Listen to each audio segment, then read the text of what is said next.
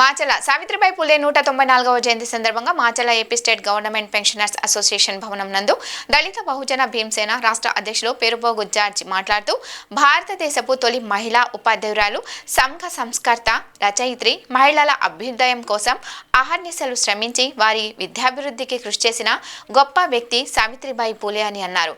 1847 సంవత్సరంలో భర్తతో కలిసి శూద్రుల కులాల కోసం బాలికల కోసం పూణేలో మొదటి పాఠశాలను ప్రారంభించారని, సావిత్రిబాయి పూలే ఎన్నో వేధింపులు అవమానాలు పడ్డారని అన్నారు. మహిళలకు చదువు నేర్పిన మహానీయురాలు చదువుల తల్లి సావిత్రిబాయి పూలే అని అన్నారు. దళిత సీనియర్ నాయకులు మాచల్ల రామారావు, దళిత సీనియర్ నాయకులు కుక్కమూడి జాన్ యాకోబు, నాదెండ్ల దశరథ్, రామ్ తదితరులు పాల్గొన్నారు.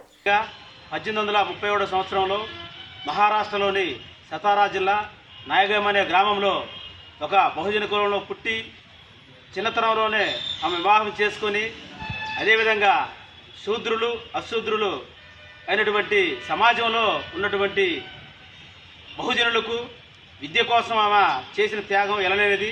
ఎందుకంటే ఈరోజు స్త్రీలు ఒక ఉద్యోగరీత్యా ఒక డాక్టర్లైనా, అదేవిధంగా ఒక ఇంజనీర్ అయినా, ఒక పోలీస్ అయినా, అదేవిధంగా పెద్ద స్థాయిలో వెళ్ళినా కానీ ఆనాడు ఆమె చేసినటువంటి పోరాటం మహిళలకి ముందుగా ఉండి మహిళల కోసం, స్త్రీ విద్యాభివృద్ధి కోసం, అదేవిధంగా బ్రాహ్మణ వ్యవస్థకు కూడా ధీటుగా ఆమె ఎంతో పోరాటం చేసి పాఠశాలలలో పూణేలో 1848 సంవత్సరంలో పాఠశాలలు స్థాపించి మహిళలకు దిక్కుర్చిగా మహాత్మా జ్యోతిరావు పూలే గారైనటువంటి సతీమణి గారు ఈమె ఎంతో పోరాటం చేయడం జరిగింది.